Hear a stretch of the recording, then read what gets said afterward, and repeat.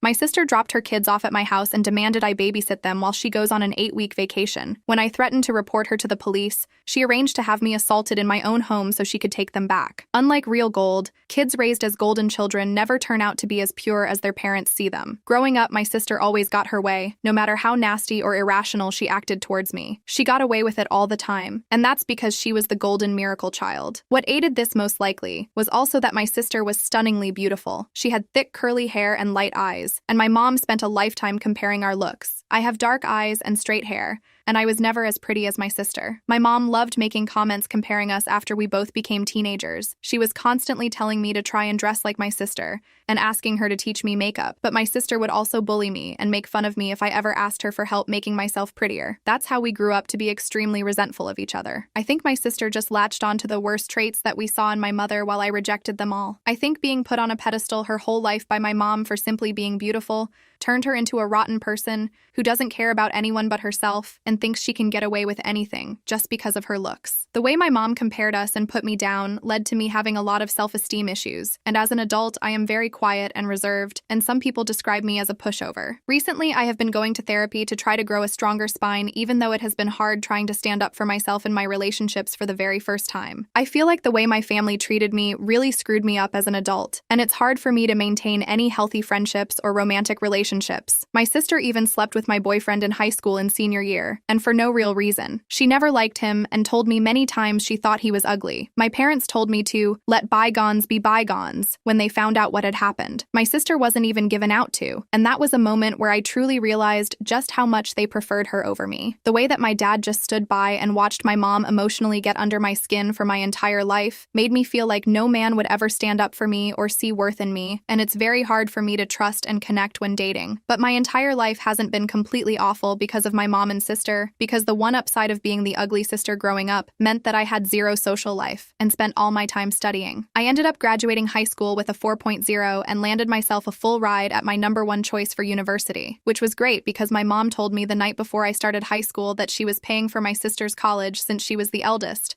but I would have to go to community and pay my way through it on my own. I remember sobbing and asking her why she didn't love me like she loved my sister, and she insisted that she did, but my sister deserved it more since she was her firstborn. The day I had landed my scholarship, I spent the entire day so excited to tell my parents about it. I guess part of me was kind of happy to have something that my sister didn't. My sister had spent all her time in high school partying and earning poor grades without any flack from my parents, and she was only going to college because my parents could pay for it. She wasn't even going to a very good one because her grades are so crap. So the day I rushed home to tell my family that I had gotten a full ride to a prestigious university, I had never been so excited to share good news with my family. But when I got home and told my parents about my scholarship, oh, my dad said was good job, and my mom didn't even look up from her phone or give me any response. Then she ignored me for the entire week after I had shared that news. I tried to ask her why she was mad at me for getting a scholarship for college, but she literally just avoided making eye contact with me and walked into the other room. It was like she literally hated me for earning my scholarship when most parents would be excited. Whatever. That's when I started to understand just how alone I was and how isolated my family wanted me to feel. I didn't understand why either. Why had my mom even had me just to spend a lifetime hating me, and in turn, making me hate myself? The day I got my scholarship turned into one of the worst days of my life as I cried myself to sleep and accepted that I would never have a family that loved me, not like my sister did, and I despised her for it. That night, I wrote in my journal until the sun rose about what I wanted to do with the rest of my life. I was tired of being this sad little girl, and I decided I was going to transform every ounce of rage I had into academic success. Instead of throwing myself a pity party and begging my parents for love and attention, I was going to redirect all my focus and energy to my studies as I always had, and give myself something they never could. I was going to be stable, independent, intelligent, and educated, even though I might never be loved. So that's exactly what I did. I went to school and graduated with honors. I got a fantastic position in a company I interned for right out of college, and I've been making 6 figures since I turned 23. When I came home for the holidays, I would tell my family about how I was doing, and I would get random compliments from extended family members, but my own parents never went out of their way to acknowledge or congratulate me for my accomplishments. As an adult, I knew better than to tell my mom about my high position at my company or how much I was making since I knew it would just make her resent me more. But I told my dad, and one year he even told me that he was happy for me, and it was the nicest thing either my parents have ever told me. But even as an adult, my mom still treated me like an unwanted guest, and although I only saw them during the holidays, she would do everything in her power to get the attention off me if anybody asked me a question or directed the conversation towards me. For example, we were having Christmas dinner one year when my uncle congratulated me on a promotion I had been telling him about earlier that day. It was my second promotion within the company, and I had gotten a significant raise as well. I had been telling him about how I was looking into purchasing my first house. My uncle mentioned the promotion and the potential house, and a few other extended family members congratulated me and were pretty unexpectedly kind about the news. Another one of my cousins asked me what area I was house shopping in, and that's when my mom cut me off and said, "This is boring. Can we change the conversation?" Then under her breath, I heard her say, "It's probably not even true anyway." I ended up purchasing my house later that year, and when I posted about it on social media, everybody in my family liked the post except for my mom. I knew she was probably angry because my sister was having a completely opposite life experience than me. She had gone to college right out of high school, all paid for by my parents, and ended up failing out and getting pregnant by her first college boyfriend. I had a sneaking suspicion that my parents had asked her to get rid of the pregnancy, but she ended up keeping it and tried making it work with her baby dad that she had only known for 4 months. Well, it turns out that they were completely incompatible, but I guess that didn't stop them from trying to make things work or solve their relationship by having another kid. I remember having to hold back tears when I saw her posting about having a second child, since I knew the baby was probably being born into a toxic environment, since my sister was such an awful person, as was her baby dad. I had met him at the holidays, but he never even bothered to remember my name or make conversation with me, and every year he would bring home trays of food, despite not bringing anything. Obviously, my sister and I's relationship did not improve as we grew up, and we basically didn't talk to each other once we were both moved out of our parents' place. We had each other on social media, and the few times where we would see each other during the holidays, my sister would make nasty comments to me about my weight or the way I was dressing. I honestly think she was just projecting because I wear a lot of designer clothes and I like cycling through my designer purses, and she would constantly ask me what fake A purse I had brought this time. One year, as soon as I walked in the door for Thanksgiving, she looked me up and down and said verbatim, "I see you're dressed up again like the stuck-up bitch you are." It was so ridiculously rude and uncalled for, and she would even constantly insult me right in front of her kids, using curses and everything despite her kids being young. I don't feel bad saying that my sister is pure trash, and that I didn't feel bad for anything I did after she dumped her kids on my doorstep out of nowhere one day. I had just been relaxing in my house one weekend morning after a long work week when my doorbell rang, and I was completely shocked to see my sister's 10 and 7-year-olds standing on my front porch holding overnight bags. When I asked them what they were doing here, they said their mom was going on vacation for 8 weeks, and that she said I was watching them. My sister and I hadn't spoken since our family's July 4th BBQ, where she told me not to have more than one plate because she was sick of staring at my muffin top. I had no idea why she thought I would be her free babysitter for 2 months. My nephews were good, quiet kids who were obviously confused as well, so I let them inside while I started calling my sister. My sister ignored my first 10 calls, but I kept at it until she finally answered. As soon as she picked up, I said that there was no way that I was watching her kids, and that if she wasn't here to pick them up herself as soon as possible, then I will be calling CPS on her. I was literally Googling the number for Child Protective Services while I had her on speaker when she dropped a bombshell on me. Her voice got incredibly deep and scary as she blackmailed me by saying that she would call my job and inform them that I was not taking my bipolar medication and get me fired. Even though my sister was an idiot who didn't understand anything about my job, my career was the most important thing to me, and I couldn't risk anyone threatening my position there. I just hung up after she said that and tried to figure out what to do next. I felt like my head was going to explode from the stress. Not only could I not watch her kids, but I had a trip planned a month from then to go visit my long-distance boyfriend, Eric, all the way in Australia, and meet his family for the first time. We had been dating for a while, and I had been anticipating this trip all year. It was so important since he was introducing me to his mom and dad, and I wanted it to go perfectly. Now my life was thrown into chaos all because of my moron sister, and I had no idea what I was going to do. I had no idea who else to call other than my mom, and I shouldn't have been surprised that she sided with my sister, just like she had literally always done. I told my mom that my sister hadn't even come to drop her own kids off, and she said that they were old enough to come to my house alone anyway. My mom started guilting me and saying that my sister has done a lot for me, and that I needed to be there for her just this one time since I never was. That made me lose my mind, and I screamed at her at the top of my lungs and asked her to tell me one single time where my sister has been there for me or improved my life in any way. I told my mom that both her and my sister had never been there for me, and had treated me like I was some unwashed dog in their house instead of their own family. I demanded my mom visit me so that worst-case scenario, I could leave my mom in my house while I flew to Australia as my nephew's caretakers instead of me. I had very little hopes that my sister would abandon her trip to come back for her kids since she was so quick to dump them on me. When my mom finally got to my place, she was cold as ever and looked at me with the same hateful eyes that she always had for me. We sat down in my living room and my mom explained to me that I was being an awful sibling to my sister as always, and lectured me about family being there in each other's times of needs. I ignored all my mom's appreciate crap and demanded to know exactly what kind of vacation my sister was on that was so important that she would forget her kids and leave them with someone who essentially hated her despite being her own sister. I told my mom that everything about this was weird and suspicious, and my sister disappearing for 8 weeks out of nowhere and leaving 2 young kids behind made no sense, and then I wanted the truth if I was going to be involved without consent like this. That's when my mom's face changed, and eventually she admitted to me that my sister wasn't just going on some vacation, she was actually being flown out by her sugar daddy. I literally laughed when she said this because I thought she was joking, but her face was dead serious. I was so emotionally exhausted at that point, and I freaked out on my mom asking her how she could be okay with this in any way. I told her that she had raised a complete loser of a daughter who left the country to go see a sugar daddy,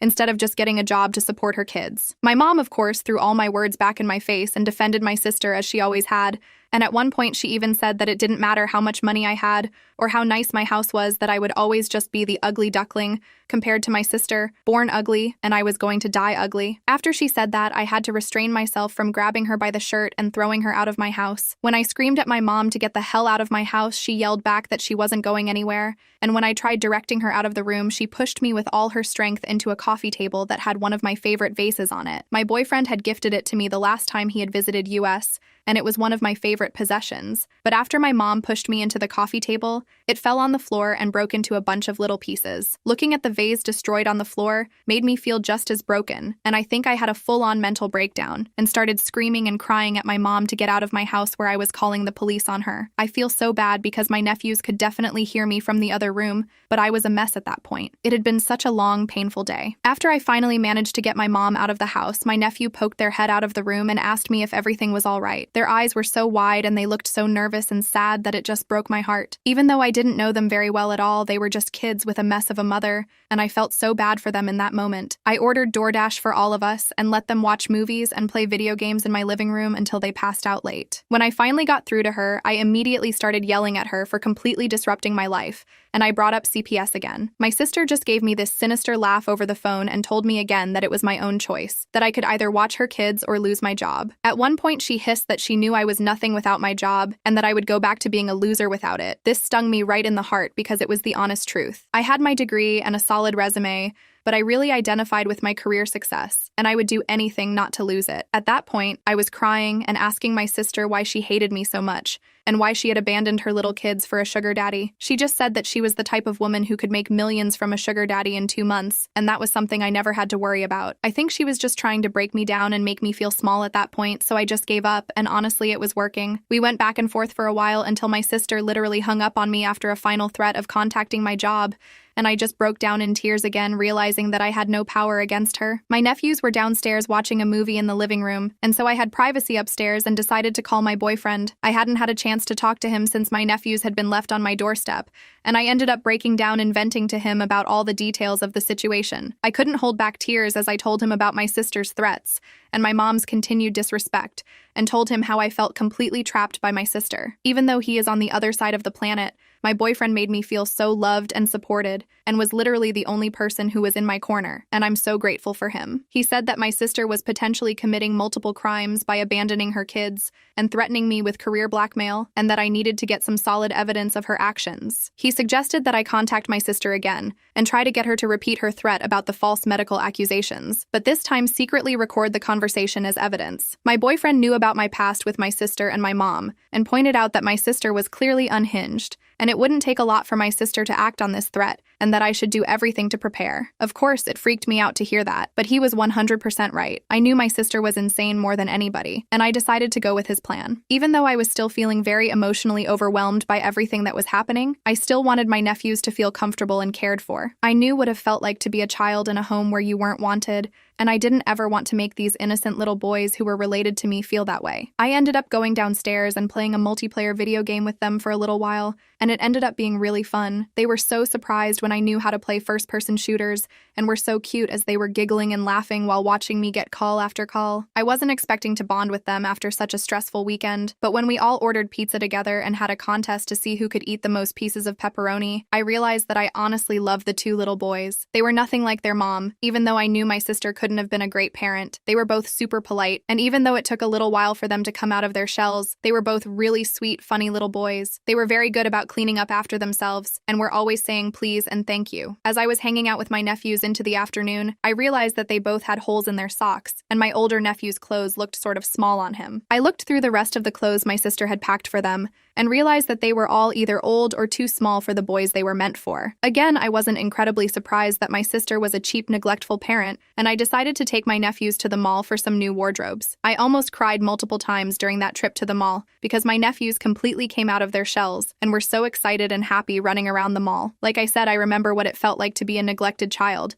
and I just wanted them to feel like they could have anything they wanted, and that I was there for them, and wanted to make them happy. So anytime we walked past a window and they wanted to go in a store, we would go in, and I kept buying them whatever they wanted. It was impossible not to. My youngest nephew was missing his two front teeth, and every time he gave me his goofy little empty smile, my heart ached, and I had to buy him another little treat or toy. They left them all that day with new clothes that looked great on them and fit them comfortably, and I had also bought them both Nintendo Switches. It was so hard not to spoil them. I didn't have kids in my own, and I had plenty of money to buy them the little things they wanted. When I had bought them the Switches, both of them broke down crying and hugged me, and I noticed the 10-year-old had started crying again during our ride home, and I asked him if he was okay. He looked at me through his tears in his eyes, and asked me why I was being so nice to them, and why they deserved it. I told him that they deserve my kindness because they were my boys too, and that they were kids, and that alone meant they deserved to be happy. This only seemed to make him cry harder, and he told me that he was feeling angry at his mom for keeping us apart. This broke my heart, and I told him that I was sorry that we hadn't been able to get to know each other before, but I was really happy that he and his brother were here with me now,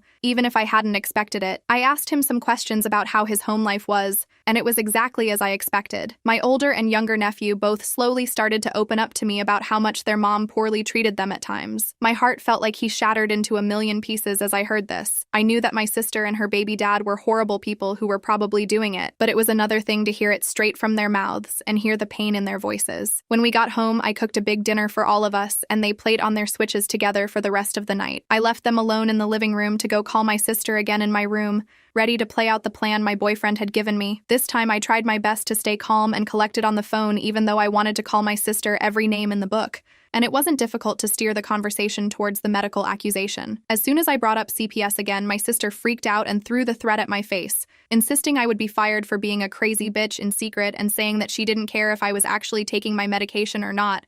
Nobody was going to know if she was lying. She just kept telling me that nobody would believe a crazy sick bitch like me, and that I didn't deserve my job anyway. I honestly think my sister might have been on drugs herself during this call, because she sounded strung out and just kept repeating crazy phrases. After I had gotten what I needed out of the call, I hung up on my sister as she just kept saying that I didn't deserve anything in this life. I didn't deserve anything over and over again. Whatever. I pushed her words out of my mind as I made sure that I had recorded the entire call successfully. I had my sister recorded on audio saying that she was going to make false medical accusations to my employer. I realized how genius my boyfriend had been to suggest getting this recording, and I started emotionally preparing myself for the fallout if my sister followed through with her threat. After getting the recording, I tried my best to calm down and put my nephews to bed. The next morning before they woke up, I called CPS as soon as the line opened and reported the entire situation. I explained how my sister had abandoned her children and how we were completely estranged. I even want us to say that she had not only abandoned them, but left them here under completely false pretenses, and then used manipulation and coercion to force me to take care of them. I was surprised that CPS was actually pretty helpful,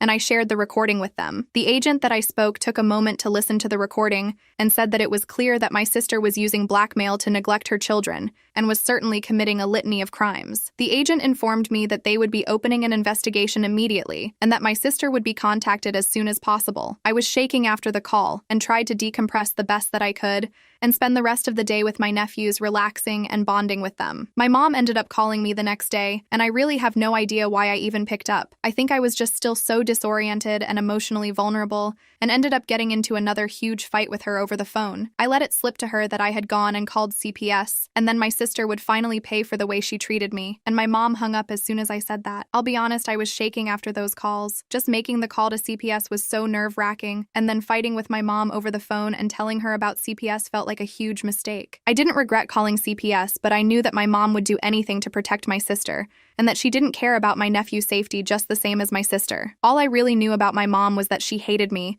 and that she loved my sister, and I was sure what would happen next. There was absolutely no way that my mom wasn't going to immediately contact my sister after finding out that I had contacted CPS and try to put her 2 steps ahead of me. I was sure that she had hung up the phone on me to call my sister immediately, and there was no way that my sister wouldn't know about me calling CPS by the next day. I had a sleepless night, and the next morning, when I arrived at work, my receptionist informed me that my supervisor had scheduled a meeting with me before lunch, which meant that it was urgent. As nervous as I was to learn about this impromptu meeting, I knew that it was coming, and like I said, I knew my sister was crazy, and it was clear that all she wanted to do was ruin my life. I sat down in the meeting and cracked my knuckles to try to relieve the tension I was feeling. My 2 supervisors were there, and so was a higher-up I had never met before. All of them were looking at me with suspicion in their eyes, and I felt like a bug under a microscope. Sure enough, they explained to me that they had been contacted by a trusted source within my family and had been informed that I was potentially unmedicated for a severe mental illness. They even told me that they had been given extreme details about past mental breaks that I have had, and they were concerned about me having a psychotic break within the office. But neither they are. My sister knew how prepared I had been for this meeting today. Of course, I knew that my sister was going to follow through with her threat. She had always hated me, and being able to rob me of my high-paying position would be the ultimate screw. You to her ugly little sister. And I knew she wouldn't hesitate to do it, but she would revel in it. If I hadn't been watching her nephews,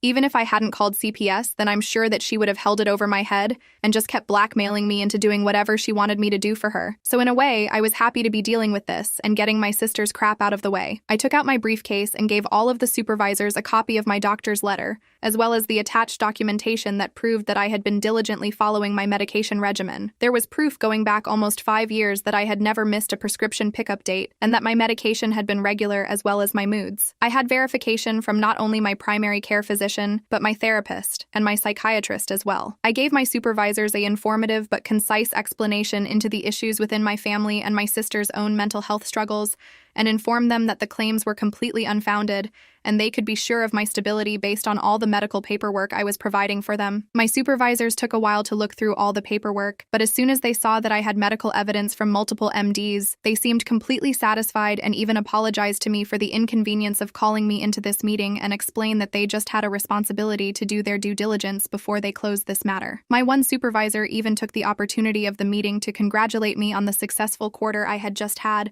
and bragged about my performance to the other supervisors, which made me look excellent. I literally left the meeting giggling because of how well it had went despite the reason for it, and thought about how poorly my sister's moronic plan had backfired on her. I could barely focus on my work for the rest of the day because I kept smiling dumbly every single time I thought about how I got to call my sister after I finished work and tell her about how her plan had been a complete bust. I called my sister as soon as I got back to my car that day and almost cried laughing as I told her about how the meeting had only taken about 15 minutes because she had sounded so crazy and stupid on the phone, and my bosses had never believed her in the first place. My sister was enraged and accused me of lying and said that she was sure I had been fired, and then I was just trying to save face. This made me laugh harder, and I told her that she had failed at trying to get me fired just like she had failed at everything else in her life. I told her that the only skills she had as a woman pushing 40 was lying and failing, and that even her own children were disappointed in her. My sister lost it all over again and just kept calling me the B word and the C word over and over again, claiming that I had completely betrayed her and said that she was hopping on the first plane back and that she was going to make me regret every single thing I had done to her. I was still laughing after the call,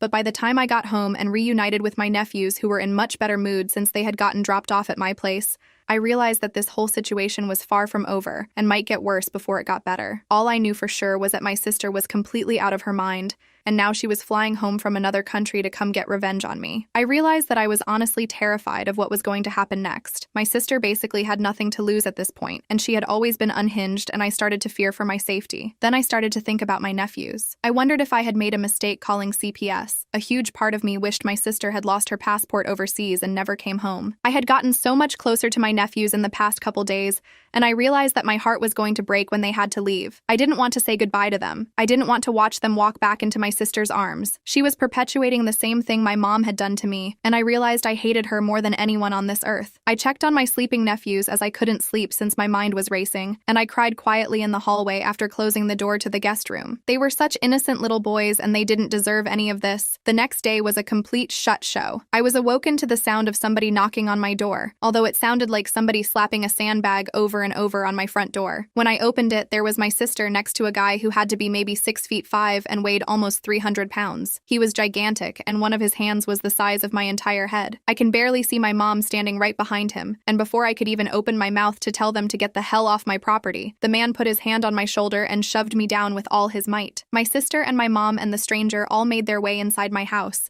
and I was collapsed on my floor as soreness sank into my shoulder where the man had thrown me down. I immediately started screaming at my sister for bringing the stranger to my house and screaming at him not to touch me, but he seemed to speak only Russian. I had no idea how this was even happening, and then I realized that my sister had beat CPS to my house. They have been scheduled to come around 11 a.m. that day, but my sister had busted my door down at 8 a.m. My nephews had been woken up by all the commotion and were walking out of the guest room with sleepy eyes at that point. I tried to get in between them and protect them from the stranger, but my sister barked at the man to go put my nephews in the car. It was complete chaos. Once they realized what was happening, both my nephews started asking my sister to leave them with me. I tried again to pull my oldest nephew out of the huge stranger's arms, but this time he grabbed my head and threw it into the wall. I saw stars as I sank to the floor and watched him carry my two little nephews out of my house. There was nothing I could do. My mom was crying too, but she left with them as well. Before they all walked out of my house, my sister walked over to me as I held my head in my hands, and when I looked up at her, she spit at me square the face. It was the most disgusting thing anyone's ever done to me, and one of the worst days of my life. They all drove off in this giant black Suburban that I had never seen my sister in before. I had no idea who the man was, and I couldn't believe the trauma that my sister had just inflicted upon everyone. She hadn't even let them take any of their stuff. They had left without any of their clothes, neither of their switches, and no breakfast. My heart broke for them, and I had an anxiety attack like I had never had before. I didn't realize how much it would hurt to care so much for my nephews, but I seriously love those boys with all my heart, and I just wanted to protect them and make sure that they were cared for like I never had been when I was their age. But now they were scared and shoeless, in some random car with my psychotic sister and a humongous stranger. I was so disgusted with my mom's behavior. I couldn't believe she had just stood by while she watched that huge man toss me around in my own home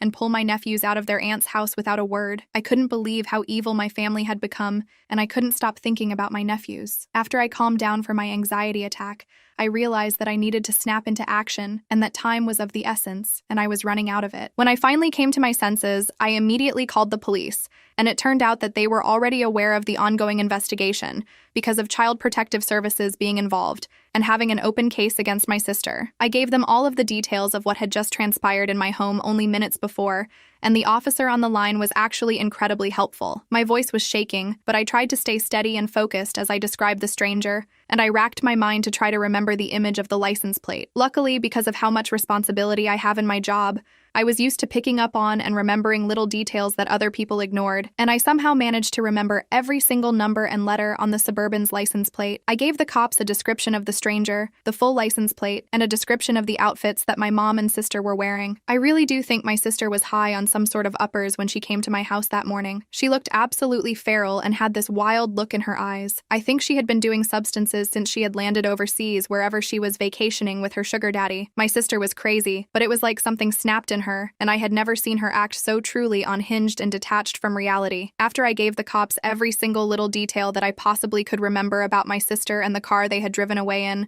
I hung up and did my best to take my mind off things, but I literally could not focus on anything else. I couldn't sleep. I couldn't eat. I couldn't nap. I couldn't watch anything on TV. I just kept seeing my little nephews' faces in my head every time I closed my eyes and could not think about anything else except making sure that they were okay. I thought more about my mom and why she had always made excuse after excuse for my sister, and how it had enabled my sister to grow up into becoming a truly evil person. I even found myself thinking about my sister's trip, wondering what kind of stuff she had done there, if she really had a sugar daddy, and how much he had paid her. I wondered if the money she had made on her trip had truly been worth it. I even found myself thinking about what it would be like if it was just me and my nephews. I had the room for them, and now I definitely had the room for them in my heart as well. The more I thought about it, the more I wanted that outcome, my sister out of the picture, and just me and my nephews. I could give them everything that my sister couldn't, and if my sister and I ended up in front of a judge in a custody battle over my nephews, the judge would be staring at one woman with an overseas sugar daddy and another with multiple degrees and a penthouse office. I tried to think positive things, but random dark anxieties about my nephew's safety kept leaking into my mind. I wondered if the giant man she had brought in my house was her sugar daddy. I wondered if he was with my nephews. I had just been laying on my couch staring at the ceiling, overthinking, not realizing how much time had passed,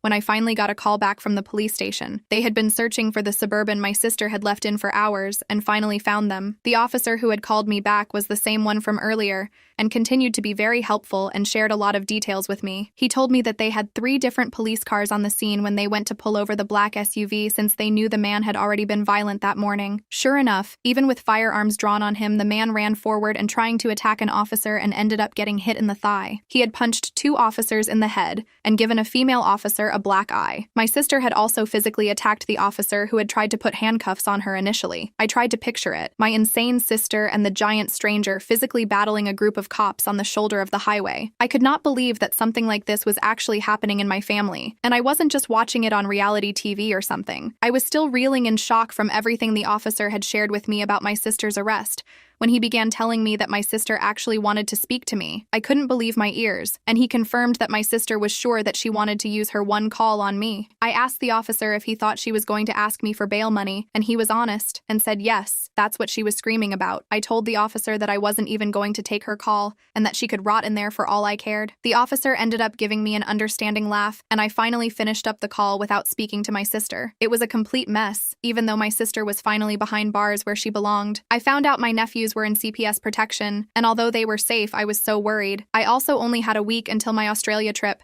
and if I didn't go, I would be losing thousands and thousands of dollars in bookings. Also, as I had mentioned earlier, if I cancel this trip, it would have looked extremely disrespectful to my boyfriend's family before I even got a chance to meet them. I had planned on marrying my boyfriend one day, and the last thing I wanted to do was give his family a bad first impression of me if I was going to be in their life forever. I called CPS to check on my nephews and just asked if I could speak with them, but they didn't let me. I tried to explain to them that I was family, and some of the only mentally stable family they had, but they didn't care. I was dealing with a different department than I had contacted before, and they were relentless. At that point, I was completely emotionally exhausted, and I had officially ran out of options. I spent the rest of the week trying my best to prepare for my trip, while continuing to burst out in random tears as I remembered my nephews and thought about where they might be. I felt so bad because my boyfriend and I had been so excited for this trip for so long, and now it was finally here, and I was completely distracted and full of anxiety. All of our conversations during the week leading up to my flight ended up being about how nervous and tense I was feeling, even though my boyfriend was incredibly kind and supportive as always. I was so angry at my sister for how she had treated her nephews and me, and I couldn't believe how disrupted my life had become because of my sister's one choice to go visit her stupid sugar daddy. I was so thankful that my job had been understanding, but just thinking about how my sister had been so quick to try and get me fired made me feel so betrayed and distressing of anybody in my family. Even my dad was off somewhere and not getting involved in all this drama when he surely was aware of all of it. He was spineless, just like my useless mom. My mom didn't even care about her grandchildren. She had enabled my sister's idiot choices, and that had led to her grandchildren being in the custody of strangers. I was sitting at the bar at the airport on the day of my flight to Australia, 2 cocktails deep, when I started looking at some photos of my nephews that I had taken while they were staying with me. We had taken these silly photo booth pictures at the mall all together, and I couldn't help but begin crying all over again over how much I loved and missed them. I decided that that would be the last time I cried until I landed back in America, and told myself that I really needed to try my best to enjoy the time with my boyfriend and his family. I had a life as well, and I couldn't let my sister ruin my time even from all the way across the globe. My time in Australia ended up going amazingly. I hadn't seen my boyfriend in months, and when he ran to me in the airport and picked me up princess style, I felt my heart explode from happiness. I had been through so much in those past couple of weeks, and just being back in the arms of my boyfriend, who was so warm and caring to me, made me feel so healed, and he spent every moment of the trip catering to me. Meeting his family went excellently, and I got along with both of his parents as soon as I was introduced. They turned out to be really fun, active people, and we did a lot of sightseeing together where they took me to their favorite nature hikes and views in their area. At one point, my boyfriend took me on a hike, just the two of us, to his favorite secret waterfall, and we skinny dipped together and just swam and laughed and kissed for hours. It was one of the most romantic days of my life, and I could not believe how perfectly the trip had gone, even though I was so worried before I left. But of course, when I got home, the nightmare with my sister resumed. I decided to head to the local police station a couple days after I landed back in the US to officially press charges against not only my sister, but my mom for breaking and entering into my home. They had that man literally pick me up and toss me to the side so that they could barge into my house, and I was not letting that slide. When I went to go file the charges, I learned that the CPS investigation into my sister was ongoing, and I was kind of frustrated to hear that they hadn't found anything conclusive yet. If they just spoke to my nephews, they would have understood what they had been through. On top of that, my sister had literally been arrested with a guy who had attacked multiple cops, and so I didn't see how that was improved that she was clearly an unfit parent for my nephews. I left the police station that day content that the charges were filed against my family,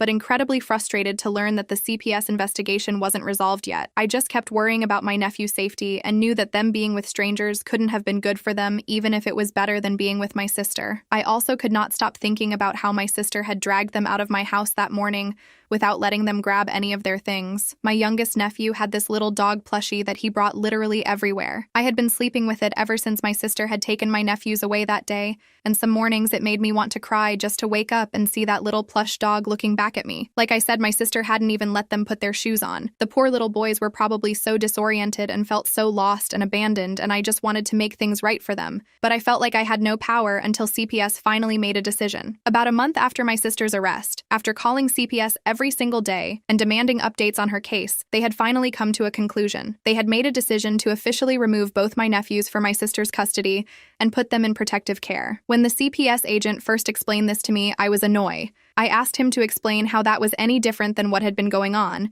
and they said that it now meant that my sister was not only being taken to court, but she would have to go to court if she wanted custody back of her kids ever again. I asked the CBS agent if it was likely she would win if she tried to get custody back, and the CPS agent told me that it depends if any other more fitting relatives would show up to court and ask for custody of my nephews. I knew immediately that that was what I was going to do, and I opened a separate court case in an effort to try to win custody of my nephews. I didn't care how long it took, I didn't care how expensive the legal fees would be, and I opted to get the best lawyer that I could afford to work on my custody case, since I knew it was one of the most difficult legal battles you could enter into. But before the custody case even started, the case I had against my sister for the breaking and entering into my home was the first one to begin. I know some people might judge me for taking my own sister to court, but I literally would have fist-fought her in a Wendy's parking lot at that point. But I figured I should follow the law if I ever wanted custody of my nephews. At the end of the day, that was my only goal in all of this. I just wanted my sister out of the way, and my nephews back at home with me. On the first day of our trial, I saw my sister in court, and it was the first time we had seen each other since the day she had broken into my house and let the man attack me. The very last interaction her and I had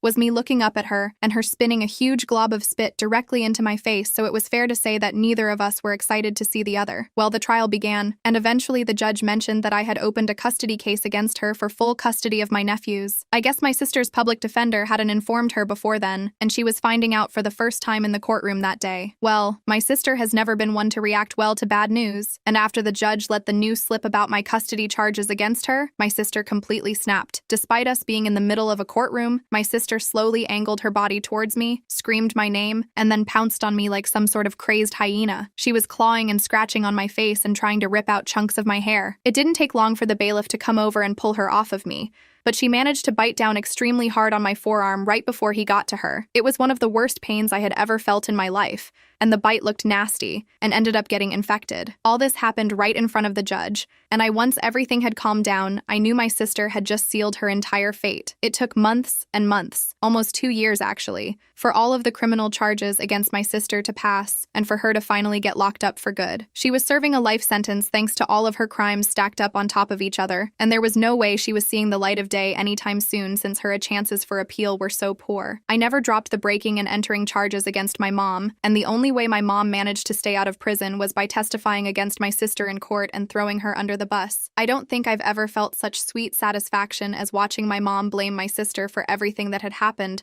while sobbing her usual crocodile tears. I could not believe that my mom was finally betraying her perfect golden child, even though it had taken a lifetime, as well as the government's help. I knew that day, looking up at my mom on the stand, that it was the last time I was ever going to see her. It was last time I ever wanted to see her. I had seen enough of her and my sister for a lifetime, and I was done with their constant toxicity. My sister had completely transformed my life into a never-ending legal battle, and I just wanted to have a normal day-to-day life again. The custody battle for my nephews dragged on. Their birth father and his family began fighting me in court for full custody against them, and it just dragged the case out further. I didn't care. There wasn't a force on earth that could keep me from my nephews now that my sister was locked up. It took almost 2 years of legal battles, but eventually, I won full custody over my boys and brought my nephews back home. I will never forget how big they smiled and how tight they hugged me when they came home and found the bedrooms I had decorated for them in my house. I walked into my youngest nephew's bedroom, and he ran to me to show me his rediscovered Switch. I surprised him with his little plush doggy and caught him in a tight hug when he fell into my arms. The next thing I knew, my eldest nephew joined us, and both boys cried into my hair and told me how much they missed me. My eldest boy looked up at me, smiled with his big eyes full of tears, and just said, "I knew it, Auntie. I just knew you would come back for us one day."